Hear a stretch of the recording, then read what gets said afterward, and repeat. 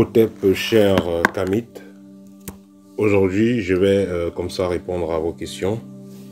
J'ai vu que vous avez posé assez de questions et ça prouve que la chaîne est en train d'aller de l'avant.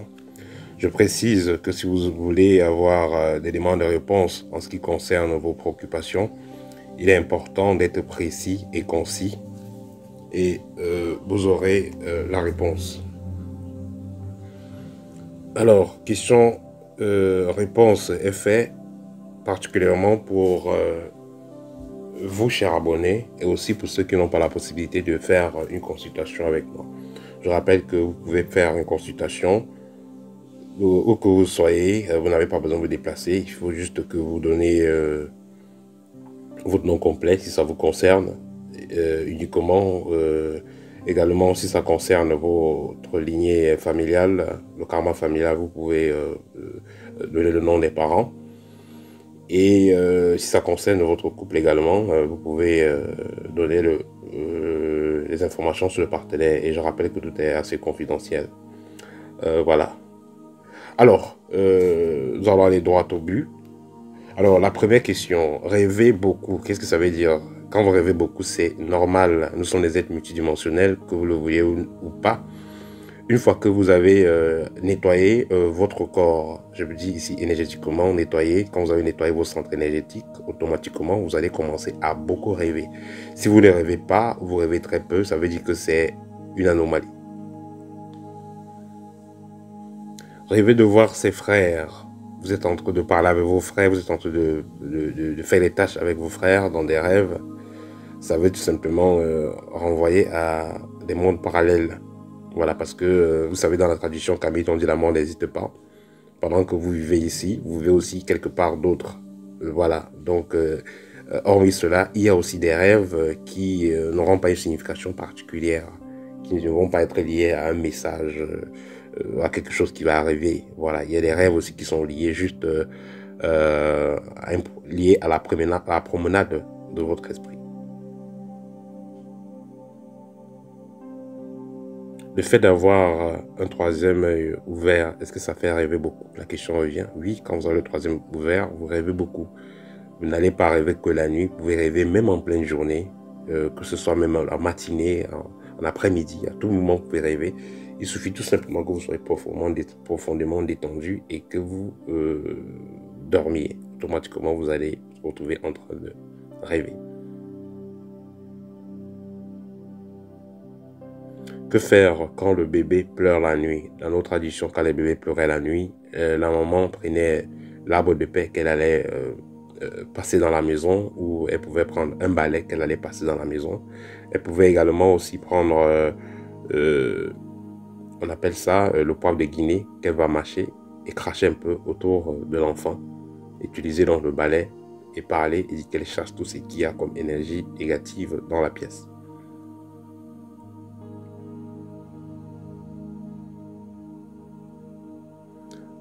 Rêver de recevoir le conseil d'un inconnu, un conseil disant que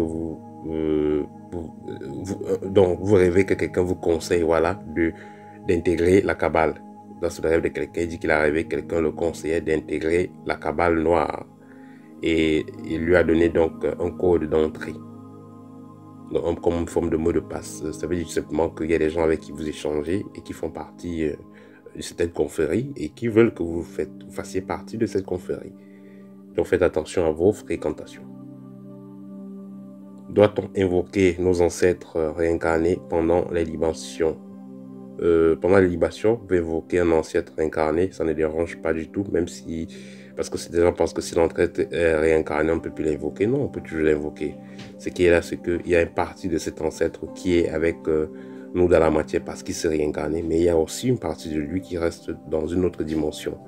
Et vous pouvez donc invoquer dans cet ancêtre-là sans inquiétude. Il fera ce dont vous avez demandé qu'il le fasse. Il vous viendra en aide, pour dire tout simplement. La lettre M dans la main d'une personne, ça renvoie à quoi? Ça va dépendre des traditions. Pour certaines personnes, la lettre M Quand vous avez la lettre M dans la main, ça renvoie au fait que vous avez une grande mission. D'autres personnes, ça renvoie au fait que vous êtes... c'est la main, autant pour moi, du magicien. Voilà, donc dans tous les cas, ça signifie que vous êtes quelqu'un d'assez particulier, ayant un grand pouvoir spirituel.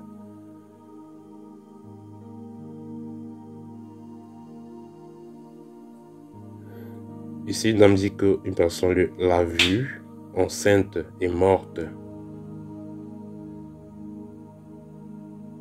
Voilà, quand vous mourrez, que ce soit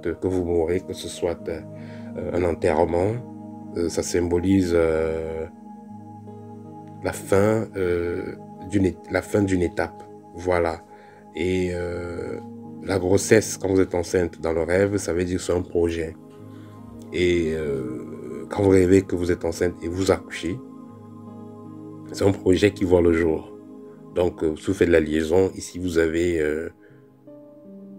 la fin d'une étape et un projet. Voilà. Donc, ça va dépendre maintenant de comment le rêve a fini et comment le rêve a commencé, dans de certains détails pour pouvoir dire exactement ce que ça signifie. Accoucher un enfant le même jour de sa naissance, c'est-à-dire que vous êtes né un 12 mai, vous accouchez l'enfant le 12 mai, ça renvoie tout simplement à la liaison étroite que vous avez avec votre enfant en ce qui concerne votre mission de vie. Quelqu'un dit ici, les kamites mangent-ils la chair humaine? Je vais rappeler que un kamite, c'est clair que le kamite c'est un initié, mais c'est un initié qui est dans la mat, c'est ça le kamite. Or, celui qui est dans la mat ne va pas manger la chair humaine, donc ça veut dire que celui qui mange la chair humaine, même s'il est noir, c'est pas un kamite. Celui qui mange la chair humaine, c'est tout simplement, c'est un vampire.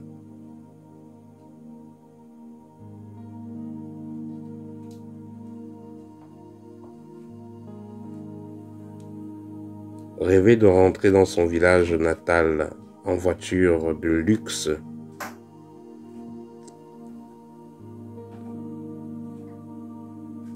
Et être reçu comme un chef.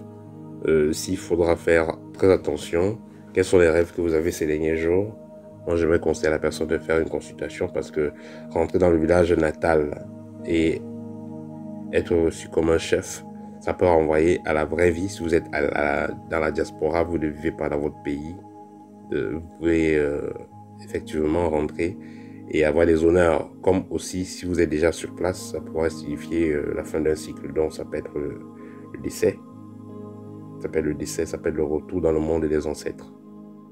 Donc ça dépend de quelle activité vous faites, où vous êtes situé géographiquement et de quel type d'expérience vous avez, quel type d'expérience spirituelle vous avez ces derniers jours. Que faire des vieux vêtements?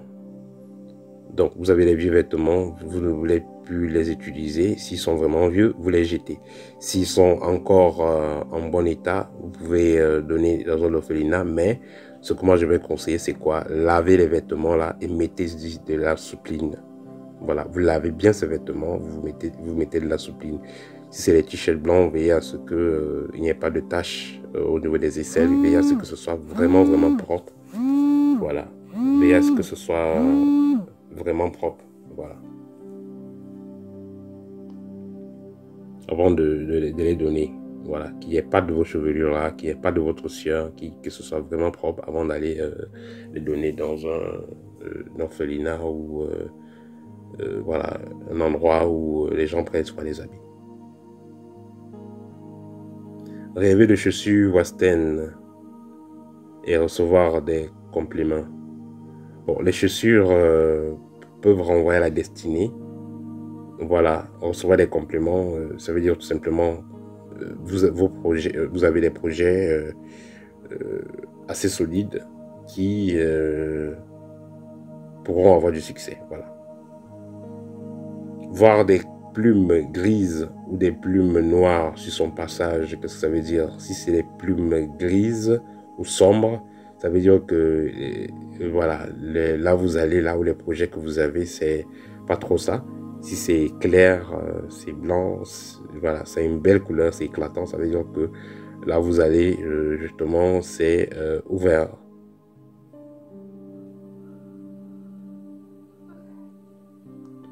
Voir une personne qui est déjà décédée, vous voyez cette personne très malade et sur le point de décéder à nouveau, ça veut dire que cette personne qui est déjà décédée est en train de finir son expérience dans le monde spirituel et se prépare à revenir à vivre une nouvelle réincarnation. Voir des poissons tomber dans le ciel, tomber du ciel, autant pour moi, et les ramasser. Que ce soit voir des poissons tomber du ciel et les ramasser, que ce soit pêcher des poissons, ça signifie tout simplement qu'il y a une grande chance qui est, voilà, il y a des opportunités qui vont venir à vous. Ramasser des gros fruits mûrs, ça veut dire également qu'il y a des opportunités qui viendront à vous très prochainement. Comment reconnaître sa mission de vie? Pour reconnaître sa mission de vie, déjà, essayez de travailler sur vous à la base. On dit quand l'élève est prêt, le maître se présente. Donc, essayez de travailler sur vous à la base, que ce soit essayez de contrôler votre diète, de travailler sur vous physiquement.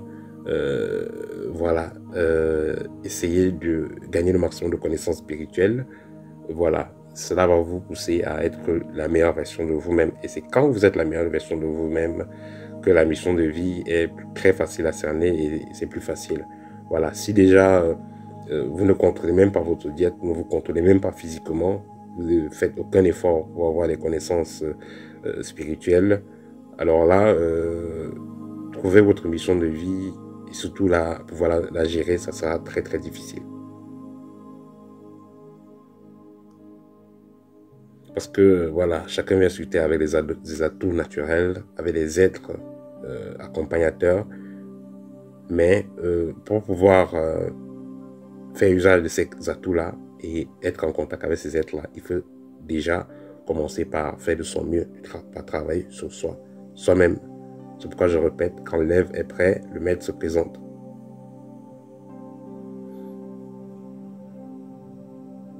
Une personne dit en commentaire qu'il est souvent raconté que avant de recevoir une initiation, tu dois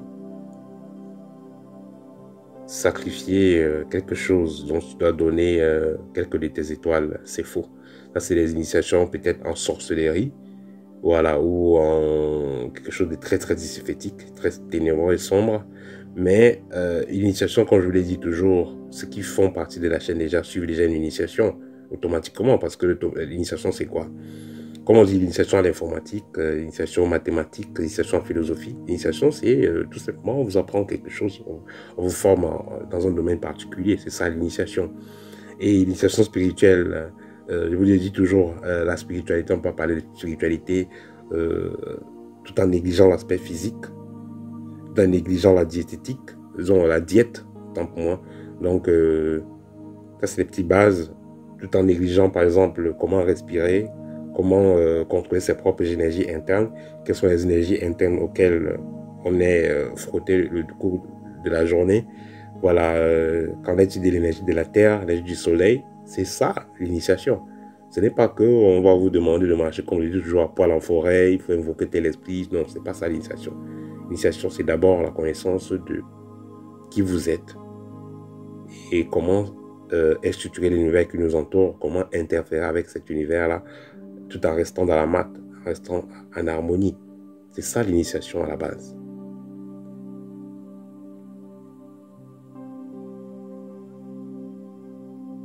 Quels sont les êtres de lumière qu'un kamite doit appeler? Les êtres de lumière, notez qu'ils sont à l'infini. On ne peut pas citer les êtres de lumière qu'un kamite doit appeler, puisque les êtres de lumière sont à l'infini.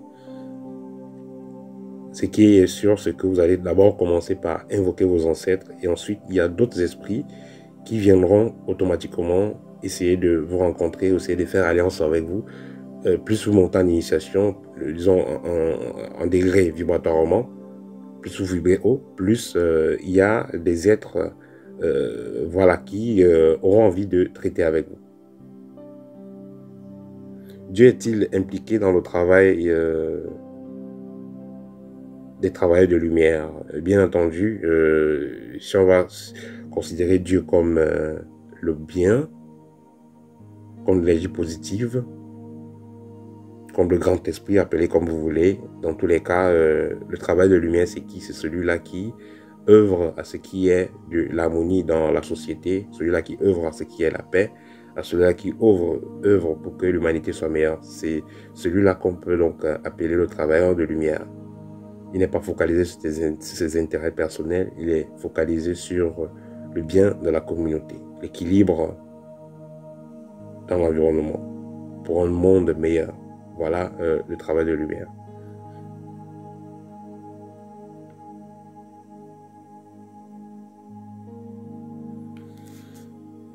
Question suivante. Comment protéger l'étoile des enfants, des petits-enfants? Pour protéger l'étoile des petits-enfants, vous allez d'abord commencer par éviter de les emmener chez les prêtres ou les pasteurs ou les gangas, n'importe comment. Vous allez éviter de les faire vacciner aussi n'importe comment. Vous allez les apprendre à garder une vibration haute depuis l'enfance. Pas des histoires que l'enfant, vous gâtez l'enfant avec trop de sucreries, voilà, avec trop des trucs empaquetés, trop de conserves, non. Ça va baisser le taux vibratoire de l'enfant, faire en sorte que si son taux vibratoire est baissé, il sera plus facilement attaqué. Les gens auront tendance à vouloir, ou essaieront même de voler son étoile. Or, si l'enfant a naturellement un taux vibratoire haut, il sera en harmonie avec les êtres qui l'accompagnent depuis sa naissance. Et ça sera difficile qu'on puisse voler à votre enfant quoi que ce soit de positif. Voilà, c'était tout pour aujourd'hui. N'hésitez pas de me contacter si vous avez besoin d'une consultation. Vous avez besoin de l'un de mes livres, que ce soit le livre libre qui vous aide à comprendre comment fonctionne la sorcellerie et comment s'en défaire, que ce soit le livre Art et rayonner qui vous aide à rayonner dans tous les domaines stratégiques, je vais dire, que ce soit dans la musique, que ce soit dans le sport, que ce soit dans la politique, que ce soit dans votre entreprise. Et pour finir, il y a le livre Guide pratique de la magie naturelle au quotidien qui vous donne des astuces et des techniques et des rituels 100% naturel. Vous n'avez pas besoin d'appeler un esprit bizarre pour pouvoir avoir ce que vous voulez et les résultats seront assez concrets. Vous appliquez juste les lois de la nature. C'est tout pour aujourd'hui. Partagez la vidéo. Au thème.